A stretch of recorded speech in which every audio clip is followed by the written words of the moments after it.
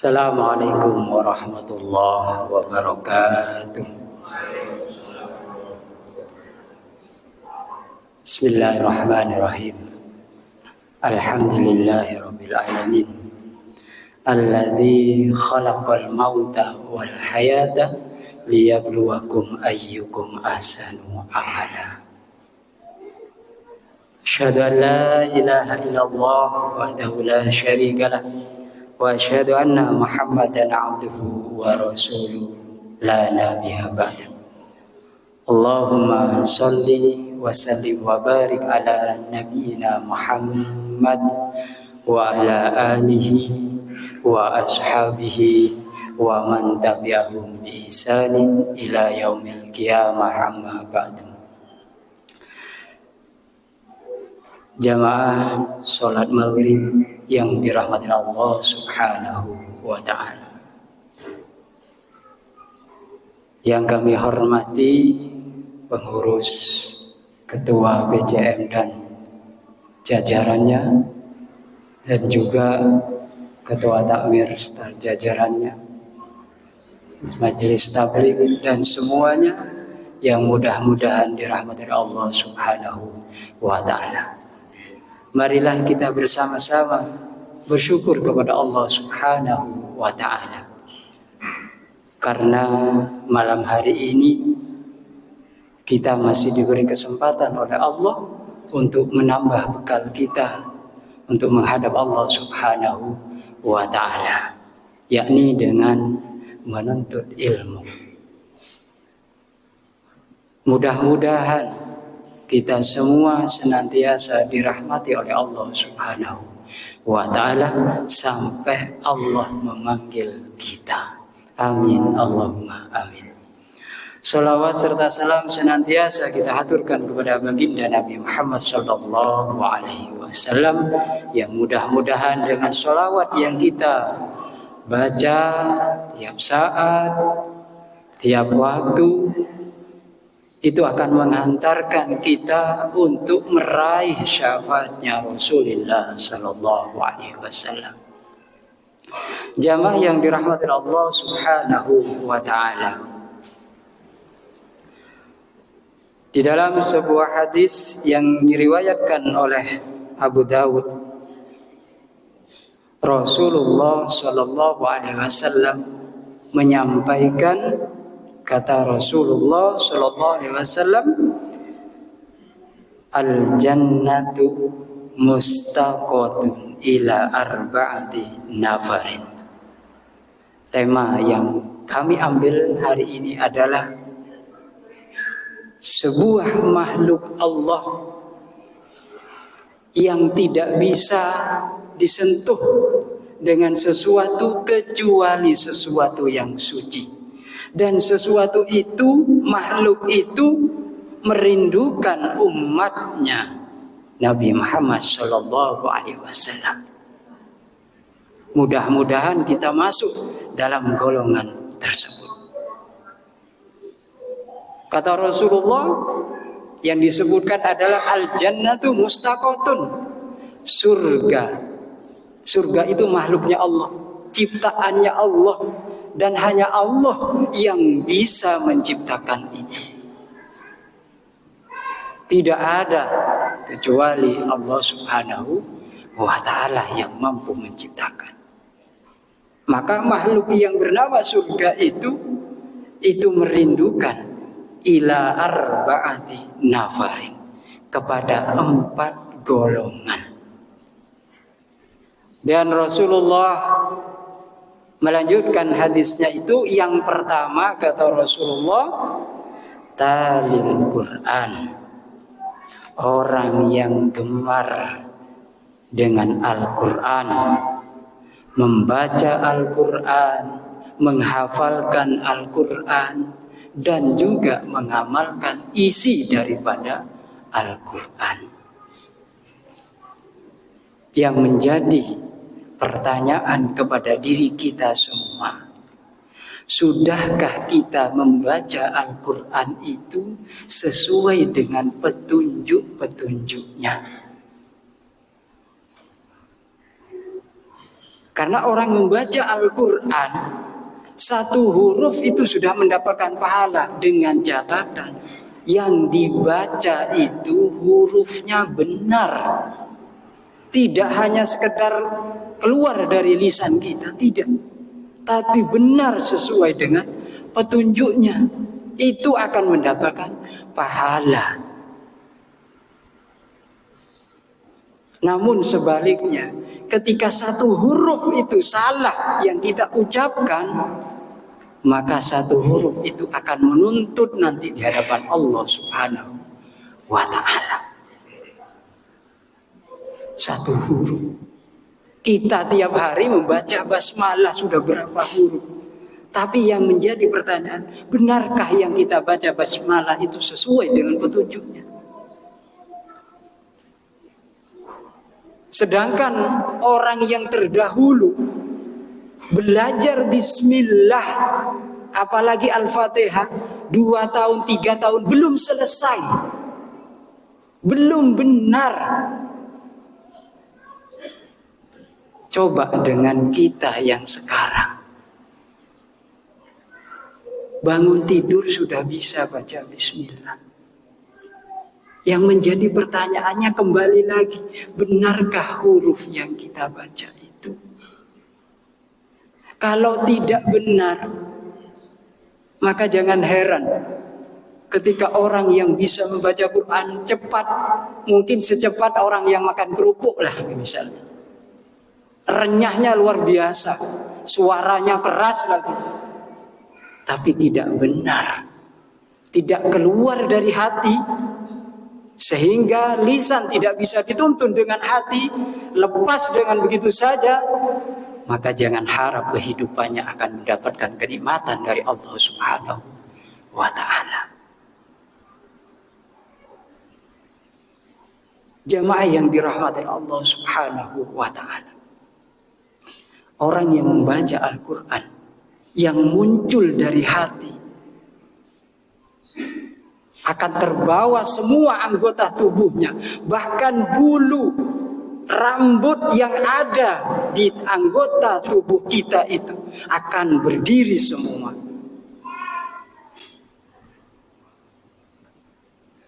Seakan-akan ikut merasakan nikmatnya membaca Al-Quran. Sedangkan di akhir-akhir zaman ini, orang membaca Quran tidak ada efek sama sekali di dalam hidupnya. Di dalam hatinya tidak ada efek sama sekali. Bahkan membaca Al-Quran sambil tertawa. Na'udzubillah, summa na'udzubillah. Padahal orang yang istimewa di surganya Allah Subhanahu wa ta'ala adalah orang yang bisa membaca Al-Quran dengan benar, hafal, mengamalkan dengan isi yang ada di dalam Al-Quran. Itu adalah orang yang istimewa. Bahkan orang yang demikian itu disebutkan dalam hadis, insya Allah itu adalah ahlullah, ahlinya Allah. Kalau sudah Allah menganggap ahlinya, siapapun yang menyalahi dia, mendolimi dia, maka orang yang menjadi ahlinya Allah ini, tanpa berbuat, Allah pun tidak akan terima. Allah nggak akan rela ahlinya dizalimi. Allah juga tidak rela jalannya yang sesuai dengan Allah itu dihalang-halangi. Jamaah yang dirahmati Allah Subhanahu wa ta'ala, kembali kepada kita.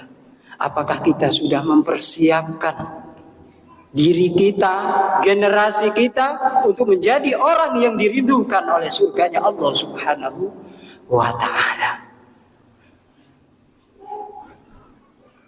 Sudahkah kita menyiapkan itu? Kalau di sekolah saja memenangkan perlombaan, luar biasa tanggapannya orang tua. Diberikan hadiah ini dan itu dan sebagainya. Tetapi ketika anaknya bisa mempelajari Al-Quran, mendalami Al-Quran. Dan itu sebuah aset yang luar biasa nantinya di hadapan Allah Subhanahu wa ta'ala. Dan beruntunglah orang yang mendapatkan keluarga seperti itu. Maka itu nantinya akan dikumpulkan di surganya Allah Subhanahu wa ta'ala. Tidak hanya orang tuanya yang melahirkan, kakek dari ibunya, kakek dari ayahnya dikumpulkan oleh Allah Subhanahu wa ta'ala, disebabkan anak itu bisa menghafal Al-Quran dan mengamalkan Al-Quran. Jamaah yang dirahmati Allah Subhanahu wa ta'ala. Kita kadang sering mendengar ketika bulan Ramadan, memang bulan Ramadan disebutkan bulan Al-Quran, tapi apakah hanya bulan Ramadan yang bisa kita jadikan menjadi bulan Al-Quran? Lalu bagaimana dengan bulan-bulan yang lain? Ramadan itu adalah pendidikan yang khusus yang bisa melahirkan setelah bulan Ramadan itu untuk melaksanakan daripada hasil pendidikan di bulan Ramadan.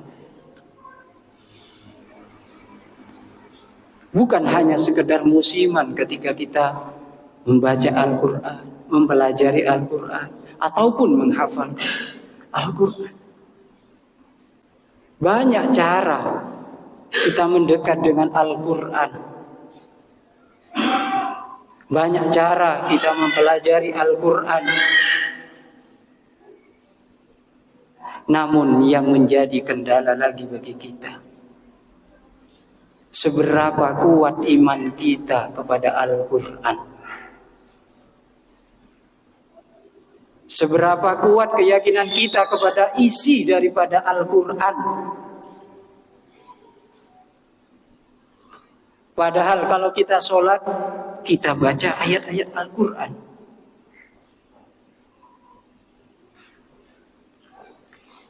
Kemudian kalau kita mati pun, kita juga dibacakan ayat-ayat Al-Quran.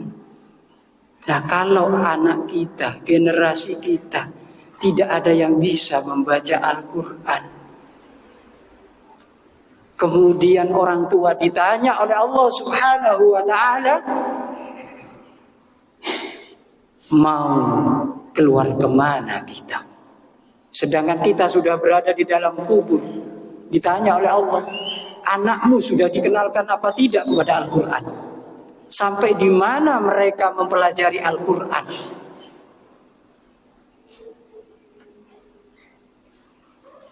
Itu akan ditanya nantinya di hadapan Allah Subhanahu wa ta'ala.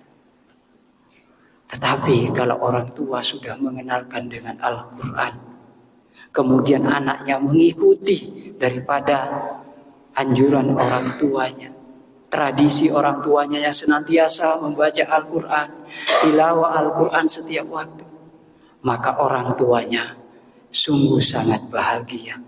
Dia sudah menemui jalan yang terang untuk menuju surganya Allah Subhanahu wa ta'ala. Jamaah yang dirahmati Allah Subhanahu wa ta'ala, ini yang pertama, orang yang dirindukan oleh surganya Allah Subhanahu wa ta'ala. Yang kedua, kata Nabi kita Muhammad sallallahu alaihi wasallam, wa hafidun lisan, yaitu orang yang senantiasa menjaga lisannya dari perkataan-perkataan yang tidak baik.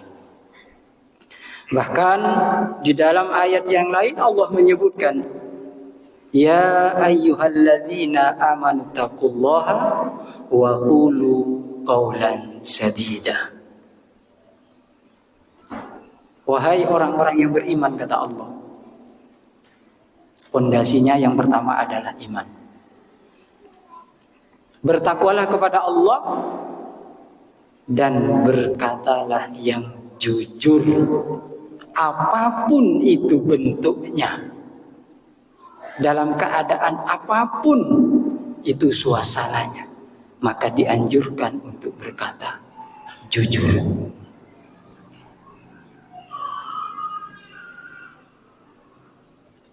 Jamaah yang dirahmati Allah Subhanahu wa ta'ala, orang yang senantiasa berkata jujur, baik dari ucapannya, perbuatannya, dan segala aktivitasnya yang muncul dari hati yang jujur, maka beruntunglah orang itu akan senantiasa dirahmati oleh Allah Subhanahu wa ta'ala. Namun kembali lagi kepada akhir-akhir zaman ini, kejujuran itu sangatlah sulit ditemukan. Seakan-akan ketika berkata jujur itu malu kita. Tetapi kebalikannya, ketika kita bohong, maka dia bangga dengan kebohongan itu. Na'udzubillah, summa na'udzubillah. Orang yang sudah bangga dengan ketidakjujurannya, maka keimanannya akan hilang sedikit demi sedikit. Ketika sudah hilang semuanya, ketika Allah menurunkan azab, maka luar biasa dampaknya. Tidak hanya kepada dirinya sendiri, keluarganya, bahkan masyarakatnya pun akan terkena imbasnya daripada ketidakjujuran itu.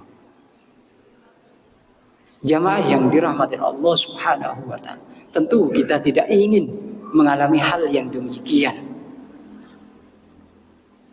Yang kita inginkan, bahkan tiap doa setelah sholat, kita itu ingin masuk surga. Anehnya, ketika Allah kasih jalan untuk menuju surga, kita yang tidak mau ditunjukkan. Kita malah melenceng daripada tuntunan-tuntunan itu. Kadang hal yang kecil kita ajarkan kepada anak kita. Nah, misalkan, kalau kamu bisa ini, kamu kasih ini. Kamu sholat dengan baik, saya kasih ini. Terkadang kita melupakan dengan hal yang demikian. Padahal itu menjadikan kepada anak untuk meniru dengan hal tindakan itu. Karena sudah berbohong dari situ, maka anak pun akan meniru dari situ. Sampai nanti di luar rumah, anak pun akan meniru. Jamaah yang dirahmati Allah Subhanahu wa ta'ala. Jadi yang kedua ini adalah orang yang senantiasa menjaga lisannya dari hal-hal yang tidak baik yang diucapkan. Bahkan di dalam hadis juga disebutkan, barang siapa yang beriman kepada Allah Subhanahu wa ta'ala, falyakul khairan aw liyasmut. Barang siapa yang beriman kepada Allah Subhanahu wa ta'ala, falyakul, maka berkatalah yang baik. Kalau tidak bisa dengan sesuatu yang baik, maka lebih baik diam. Karena diam itu bisa menyelamatkan dari hal-hal yang tidak diinginkan. Jamaah yang dirahmati Allah Subhanahu wa ta'ala. Yang ketiga, kata Nabi Muhammad sallallahu alaihi wasallam, orang yang senantiasa dirindukan oleh surganya Allah Subhanahu wa ta'ala adalah wa mut'imul ji'an. Orang yang senantiasa memberikan bantuan kepada saudaranya, baik itu tidak diminta, apalagi diminta. Tidak diminta pun dia sudah memberikan bantuan itu. Jadi tidak menunggu instruksi dulu. Tidak ada pengumuman dulu. Tanpa diminta, dia sudah memberikan itu. Oh, ini butuh ini butuh ini. Itu tanda-tanda orang yang dirindukan oleh surganya Allah Subhanahu wa ta'ala. Dan di dalam hadis juga disebutkan, orang yang senantiasa membantu saudaranya, maka nanti di surga itu akan dibalas oleh Allah yang lebih baik. Misalkan kita memberi makanan, misalkan, kemudian dibalas oleh Allah di dalam surga dengan satu buahan. Dan satu buah-buahan itu ketika dimakan, nikmatnya melebihi daripada sesuatu yang diberikan di dunia. Walaupun satu macam. Kalau di dunia makan kebanyakan sakit perut, tapi kalau di surga tidak ada yang namanya sakit perut. Karena nikmatnya luar biasa di situ. Maka beruntung sekali orang yang mempunyai sifat kedermawan yang seperti itu. Orang yang seperti itu, orang yang dirindukan surganya Allah Subhanahu wa ta'ala. Selain nanti dikumpulkan oleh Allah Subhanahu wa ta'ala dengan Nabi kita Muhammad Sallallahu alaihi wasallam. Ini juga pelajaran yang kita dapatkan ketika bulan Ramadan. Kalau bulan Ramadan kita berlomba-lomba memberikan takjil, memberikan bantuan dan sebagainya, bahkan tanpa diminta. Tetapi bagaimana setelah bulan Ramadan? Apakah pelajaran itu kita bisa praktekkan? Kita bisa jalankan itu. Padahal itu ilmu dari Allah Subhanahu wa ta'ala. Kata Allah, barang siapa yang menyimpan sesuatu yang sudah dijelaskan, sudah dikasih tahu caranya dan sebagainya, maka bersiaplah orang itu akan dikendalikan dari api neraka nanti. Mungkin kalau di dunia itu ibaratnya seperti sapi yang sudah berumur mungkin 1 tahun, itu biasanya di hidungnya kan ditusuk di situ, dikasih tanda, dimasukkan tampar ya. Mungkin seperti itu nantinya. Orang yang sudah dikasih ilmu penjelasan oleh Allah, tetapi dia tidak mengamalkan, maka tidak ubahnya seperti itu nanti. Ditarik, dikendali oleh Allah Subhanahu wa ta'ala, dimasukkan di dalam nerakanya Allah Subhanahu wa ta'ala. Makanya hati-hati orang yang mempunyai ilmu, ayo cepat diamalkan. Jangan nunggu disuruh, diamalkan. Apapun itu ilmu kebaikan, diamalkan. Supaya nanti satu, bisa menghindari daripada kendali dari api neraka. Yang kedua, bisa meringankan pertanyaan kita di hadapan Allah Subhanahu wa ta'ala. Jangan enak-enakan orang yang punya ilmu itu. Termasuk yang berbicara ini. Jangan enak-enakan hanya menyampaikan. Kalau tidak bisa melaksanakan, na'udzubillah nanti di hadapan Allah Subhanahu wa ta'ala. Di dunia saja bisa dinampakkan oleh Allah Subhanahu wa ta'ala, apalagi nanti ketika masuk di kubur, bahkan ketika hisab di yaumul qiyamah. Jamaah yang dirahmati Allah Subhanahu wa ta'ala. Yang pertama adalah orang yang senantiasa membaca Al-Quran, belajar Al-Quran, menghafalkan Al-Quran, dan mengamalkan isinya Al-Quran. Yang kedua adalah orang yang bisa menjaga lisannya dari hal-hal yang tidak baik atau mengandung maksiat, mengandung bencana dari Allah Subhanahu wa ta'ala. Yang ketiga adalah orang yang dermawan. Kemudian yang keempat, kata baginda Nabi Muhammad SAW, adalah orang yang senantiasa menjalankan ibadah puasa sesuai dengan petunjuknya Nabi Muhammad SAW. kita bisa introspeksi pada diri kita. Seperti apa puasa yang bulan-bulan kemarin, jadi 2 bulan kemarin kita sudah melaksanakan puasa itu. Seperti apa puasa kita? Apakah sudah sesuai dengan contoh Rasulullah atau masih jauh, kurang, atau belum sempurna? Maka mari setelah bulan Ramadan ini kita diberi kesempatan oleh Allah Subhanahu wa taala untuk memperbaiki itu sampai nanti dipertemukan dengan puasa kembali oleh Allah Subhanahu wa taala. Mudah-mudahan kita dipertemukan nanti dengan bulan puasa. Karena orang yang melaksanakan puasa yang diterima oleh Allah Subhanahu wa taala, dosanya yang telah lalu itu akan diampuni oleh Allah Subhanahu wa taala. Karena orang yang sejatinya bisa melaksanakan lebaran, menikmati lebaran, itu sebetulnya bukan karena kita itu selesai melaksanakan puasa, tidak.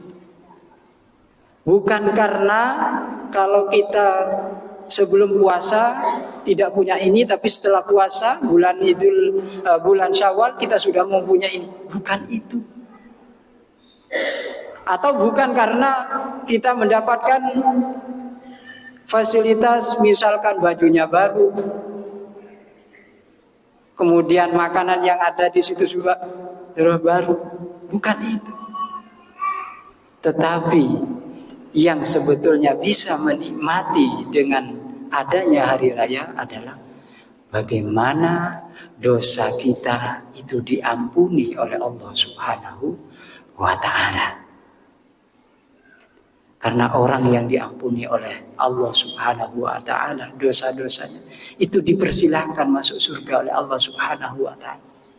Di dalam surat Al-Fajr di akhir-akhir itu Allah menyebutkan, ya ayyatuhan nafsul mutmainnah irji'i ila rabbiki radiyatan mardiyah fadkhuli fi ibadi wadkhuli jannati. Orang-orang yang tenang. Siapakah orang-orang yang tenang?